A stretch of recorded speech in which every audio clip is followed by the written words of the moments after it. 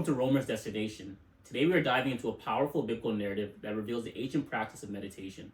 And this is the popular story of Noah's Ark. While often understood as an historical account, this story contains profound wisdom about our spiritual journey through consciousness. Through Noah's journey, we'll discover that the ark itself represents a sacred space of meditation, a vessel that carries us from chaos to divine awareness. Meditation begins with stillness. Psalms 46 verse 10 says, "Be still and know that I am God." This divine stillness is embodied in Noah himself, whose name literally means rest. When Genesis 6 verse 8 tells us Noah found grace in the eyes of the Lord, it reveals that rest, true spiritual rest, is the foundation of divine connection. The earth before the flood was corrupt before God and filled with violence. Much like our minds before meditation, chaotic, conflicted, and noisy. God's invitation to stillness appears again in Habakkuk 2 verse 20. But the Lord is in his holy temple. Let all of the earth keep silent before him. Noah represents this silence, a consciousness that finds rest amid the storm. When God instructed Noah, "Make thee an ark of gopher wood. Room shalt thou make in the ark, and thou shalt pitch it within and without with pitch." He's providing a blueprint for meditation. The ark represents a protected space we must construct within ourselves, a vessel for transformation. Jesus frequently invited us to separate from our thoughts. Take no thought for your life. He's not asking us to neglect our responsibilities, but rather to release control over things we cannot change. He says in Matthew 6 verse 25, "When we seal our ark within and without with pitch, we're creating boundaries against intrusive thoughts, allowing ourselves to experience the peace and power of God." Genesis 6 verse 16 says, "A window shalt thou make to the ark, and in a cubit shalt thou finish it above." This window in the ceiling symbolizes looking upward in meditation rather than outward at our problems. Just as Noah's window allowed light to enter from above, meditation opens us up to divine illumination. In 1 Kings 19:11 and 12, God reveals himself, not in the wind, earthquake, or fire, but in the still small voice. This stillness, this quieting of the heart and mind is where we hear God most clearly. The ark's window teaches us to orient our attention upward toward the divine presence within. Luke 17 verse 21 says, "The kingdom of God is within you." The spiritual reality we often look for outside ourselves already here, dwelling within. Noah's journey represents our passage through different states of consciousness. When Genesis 7 verse 12 tells us, "The rain was upon the earth 40 days and 40 nights." It symbolizes the complete purification of our fourfold nature: physical, spiritual, intellectual, and emotional. The flood waters represent the alpha state of consciousness that lifts us above the chaotic beta state, just as the water lifted Noah's ark above the destruction below. Genesis 6 verse 20 says, "Two of every sort shall come unto thee to keep them alive." The animals represent all aspects of our nature that must be brought into meditation. Our thoughts, symbolized by fowls, our responsibilities, symbolized by cattle, and our basic desires, symbolized by creeping things.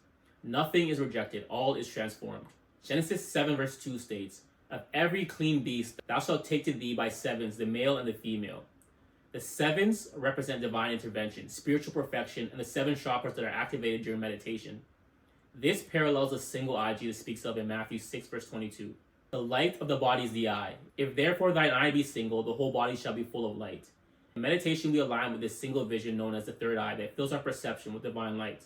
So although two eyes may be closed during meditation, your third eye remains open. In Genesis 8 verse 7, Noah sends forth a raven representing negative thoughts that persist even in meditation. Later he sends a dove, symbolizing peace and hope.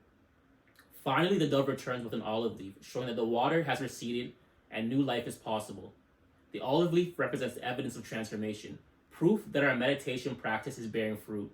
Genesis 8 verse 4 states, "And the ark rested in the 7th month, and on the 7th day of the month, upon the mountains of Ararat." Ararat means sacred land or higher ground, representing the higher consciousness we reach through meditation and the arrival at a new level of awareness. The numerical wisdom embedded in this verse reveals even deeper truths. The 7th month speaks of divine intervention and spiritual perfection, God's complete work within us.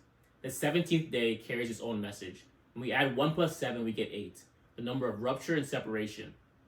This represents our breaking away from old cycles to step into new beginnings. Put together, this verse proclaims a profound spiritual reality. Through divine intervention, we break free from the old patterns that once held us captive, rising to higher consciousness through the sacred practice of meditation. The ark doesn't just survive the flood, it ascends above it, just as our consciousness transcends the chaos of everyday thinking to rest on sacred ground. When Noah emerges from the ark, he steps into a new world. Similarly, through meditation, we don't escape life, we transform it. We choose to live from a higher perspective, seeing with new eyes and walking with new purpose. In Genesis 9 verse 21, Noah's story concludes with Noah becoming drunk and naked, not literally, but spiritually intoxicated with divine awareness and stripped of social constraints and false identities. Through meditation, we too become drunk on the new wine of spiritual understanding and naked of our fears and guilt. When we practice stillness, mindfulness, and quieting of our heart and mind, we enter the temple where God dwells, and you hear his voice guiding you along the way. So as we end today's journey through Noah's Ark, remember this: meditation is not some foreign practice, but a divine tool hidden within the biblical narrative. The ark is your own consciousness, where you must rise above the chaotic waters of everyday thinking. The storm that threatens to destroy you becomes the very means of your elevation. When the waters recede, you find yourself standing on higher ground, all that once overwhelmed you now beneath your feet. If this video piqued your interest, make sure to like and subscribe so the YouTube algorithm sends you more videos like this. Until next time, keep seeking, keep roaming, and remember, not all who roam are lost. You're right where you need to be.